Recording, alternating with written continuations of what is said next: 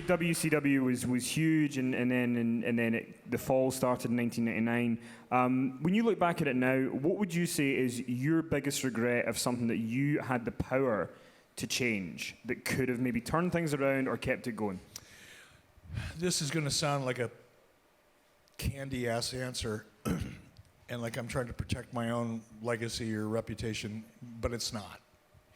The truth is, the writing was on the wall, and WCW was going to go away no matter what I did. When Ted Turner really lost control of Turner Broadcasting, when Time Warner and Turner merged, they didn't really merge. Time Warner bought Turner Broadcasting. But in that process, Ted Turner's influence became very marginalized. And you can read it in Ted's own book. You don't have to take my word for it. The information is out there. There's a book by an author. Her name is Nina Monk. The book is called When Fools Rush In. And it's a book, it's one of the best business books I've ever read, that accurately describes exactly what happened when Time Warner and Turner merged, and then AOL came in on top of it. Ted Turner was literally a chairman that didn't have the power to do anything. Everybody was running the company around him. And I didn't realize that until it was too late. But in mid-1998, all of a sudden, I was being called to meetings with people that I had never heard of before. Didn't even know who they were. And having people that didn't even know what day of the week, and I kid you freaking not, they didn't even know what day of the week Monday Nitro aired. I'm not lying. I am not. Do you mind if I tell the story real quick? I got called into a meeting, and there was a CNN center, which is where my office was, and then there was kind of like the executives, the really big-time executives. They were over at the original location of Turner Broadcasting in another location. And I got called to go there. I thought, wow, this is heavy. And I walked into a room, and there was probably 12 or 15 people all around a big conference table, all of them wearing dark blue, except all the men, wearing dark blue suits, white shirts, red ties, and brown wingtip shoes. And I walked in wearing jeans, a leather jacket, hair down to here, and 3 days of beard on my face. Oh, no, by the way, I went on my Harley.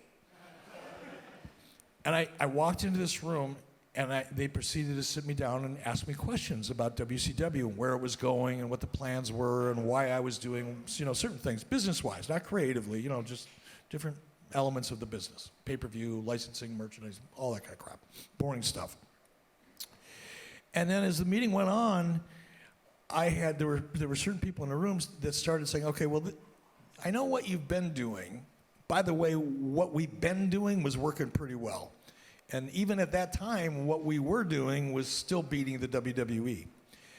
But they said, no, here's what we want you to do. We want you to we want to change the presentation. We want to be more family-friendly. I'm thinking, motherfucker, I just threw somebody up against a production truck like a lawn dart. How are you going to make that family-friendly? It got to the point where there was a woman, I do remember her full name, but I'll use her first name. Her name was Terry. Her last name made her sound like a stripper. It was like Terry Tickle. It wasn't that, but it was damn close. And she was the head of a division called Standards and Practices, which Standards and Practices basically made sure that everything that was on the air was consistent with what the network wanted it to be, the way in terms of their relationship with their advertisers. And it does make sense, obviously. But I had never heard of it before. It was like brand new to me. And she goes, well, from now on, we don't want you to do this, and we don't want you to do this, and we don't want you to do that, we don't want you to do this. And I'm thinking, what the hell? It got to the point where she said, like in a wrestling promo, she didn't want me to, I couldn't say, if Kenny and I were doing a promo, I couldn't say, I'm going to beat your stupid ass. She goes, by calling someone stupid, you're possibly offending people who have a learning disability. And I get that, I do. And believe me, I would never want to hurt anybody's feelings. But I'm thinking, this is a wrestling show. I mean, it's like saying, well, we're going to do an action film, but we don't want any guns, we don't want any car chases, nothing can blow up, you can't call anybody a name, and nobody can be in risk of dying. Okay? You mean you want a cartoon? And that's kind of what it was. And there was one guy sitting at the end of the table, and I really won't mention his name because he's one of the most powerful media executives in the world right now. And he was the head of advertising at the time. And he brought up something, and I said, let me ask you a question. When was the last time you watched my show? Crickets. Let me ask you another question. What night of the week is my show on? Monday night. Monday night. That's how bad it was. And that's when I left that meeting, and this was, I think, around July of 98, maybe August, probably July. And actually it was July because I was getting ready to go on vacation. And I remember thinking, I'm out of here. This is stupid. I can't do what I've been doing and be competitive.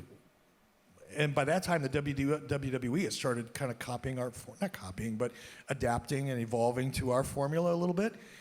And I thought, there's just no way. And that was the first time I realized that there's nothing I could have done because most of the people within Turner Broadcasting at the time didn't want anything to do with WCW. The only person that wanted WCW to exist was Ted Turner. And back when Ted Turner had control, he had enough influence to shut everybody down that was trying to pull the rug out from underneath WCW.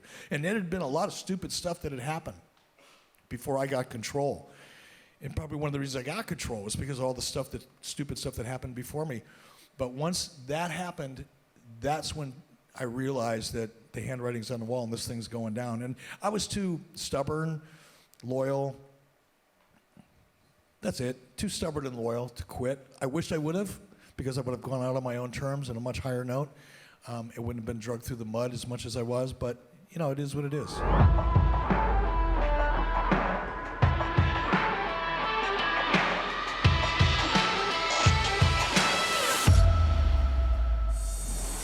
They don't see Stone Cold Steve Austin played by Steve Williams. They see Stone Cold Steve Austin.